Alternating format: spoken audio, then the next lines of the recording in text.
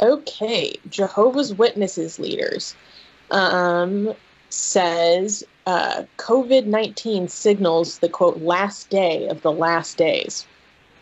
Let's scroll down. In a recent video featuring governing body member Stephen Lett, he absolutely delights in COVID-19 because he sees it as a signal that Armageddon is imminent. Quote, so the events unfolding around us are making clear more than ever that we are living in the final part of the last days. Undoubtedly, the final part of the final part of the last days. Shortly before the last day of the last day. End quote. Wow, it's beautiful. Have you guys ever seen any videos with Stephen Lett before? No. Oh my God.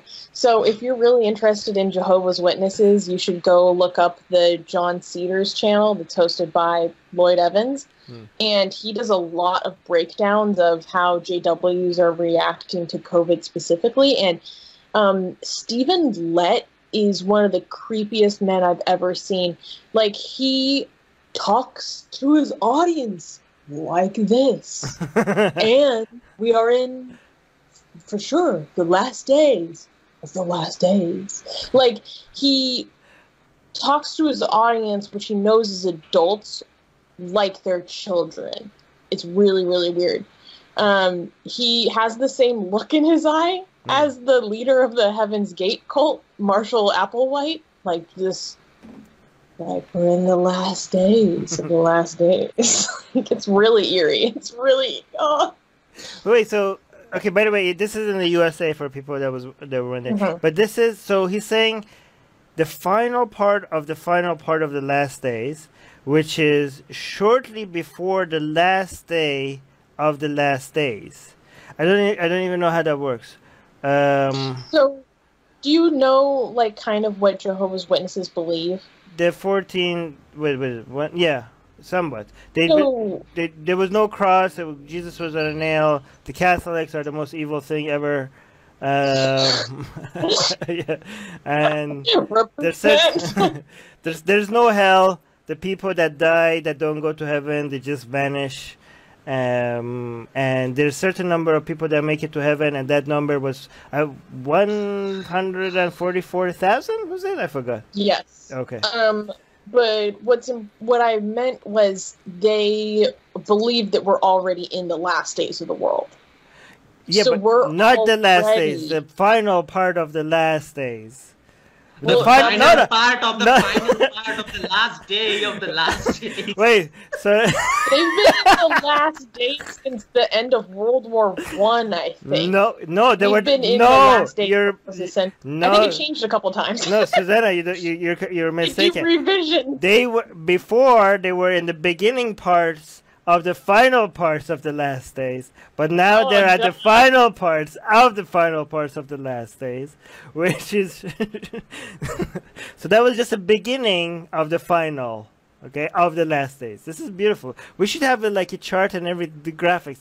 This is too confusing. They have charts. They have charts. They have breakdowns. But go to John Cedars' channel. He explains it all. Okay, that's great. But I think we should have put a counter on how many times we said last days in this segment. Yeah, this is a. By the way, this is when they say. I mean, people are becoming numb to this now. Like, people are saying, and because he's also saying undoubtedly. Like, how many times? Like, it used to be like so many people believe that this is the end of times, and it happened. One significant one happened every 1 or 2 years. But now we're getting one significant, undoubtedly obvious, without a shadow of the doubt, prediction of this is the end of days every week now. I think people are not even... It used to be like headline news and people are like, oh my god, look at these ridiculous people who think it's the end of days. Now it's just like so much that people are like, yeah, or whatever. Like even NASA every month is like, oh, this could be the end of the earth because an asteroid is approaching. Every month they have one asteroid and they say it could be the end of the earth. It could be like, it could, a few years from now, like, oh my god, I have an itch. This is the end of the days. It's too itchy. Yeah, I mean, it's tough because this group is structured around Armageddon happening. Right.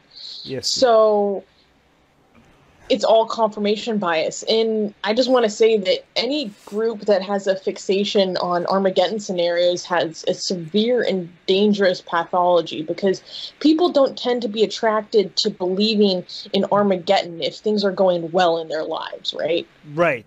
And evangelicals are like that too, though, right? They can be. This is very dangerous. Like, evangelicals are becoming more and more influential in U.S. politics. And, I mean, how dangerous it is for the people to be influencing the politics of a country, the people that don't want things to go well for the world. Like, the whole agenda is for everything to fall apart. It's a good thing if everything falls apart. And we're putting them in charge. We're giving them more and more influence. Like, yeah, this is... Oh, my God. This is why they don't care about global warming. You're like, oh, my God, it's going to end the world. And they're like, and? Like, why would we interfere with God's path? Yeah, exactly. Yeah. I mean, shouldn't we be helping end the world? Like, wouldn't you want to see that in the world? Yeah. I mean, that's why they don't vote. Yeah. That's why they get happy every time there's a war in the Middle East. They're like, oh my God, the temple is gonna be, we're gonna build the temple. So every time Iran is like, there's a war, there's chances of war. They just get a boner for war every time there's a chance. It's true. Like, they get so excited. You have to. Anyways. Okay. Now I'm thinking, were they like getting orgasms during the World War III rumors that was going on in January? Like, these people were at home, like, oh, World War III, and they were like having orgasms and stuff. Yeah, they were so happy because Iran is also like, yeah. Anyways, let's go. News. Thank you for joining us. Subscribe to our channel. Hit the bell thingy. If you haven't, I don't know why. What's holding you back? Okay. If you haven't subscribed to our channel, why haven't you subscribed to our channel? Explain that to us, please. Like, bell, and also, if you're not getting notifications and stuff because YouTube is not telling people that we have shows, because YouTube is like, oh, this person told us that they want to get your shows, right? They want to get your videos, but nah, we think is no. And like, oh, they also hit the bell button, but nah, you guys are too controversial. We want to show them mainstream stuff. We want to show them CNN or cat videos or whatever. But even people are like, no, we want to see Atheist Republic. And YouTube is like, no, we don't think you want this. They're like, no, please show it to us. We say to you, we want to see Atheist Republic. And YouTube is like, no, we think we know what's better for you than you yourself. So, to solve that, there's a link in the description, which is to our newsletter. So hopefully we could email it to you. So hopefully you get some of our content that way, okay? So, yeah. Subscribe to our newsletter as well, and share our videos, because you know we do get demonetized. That's an obvious on every one of our videos, so F that.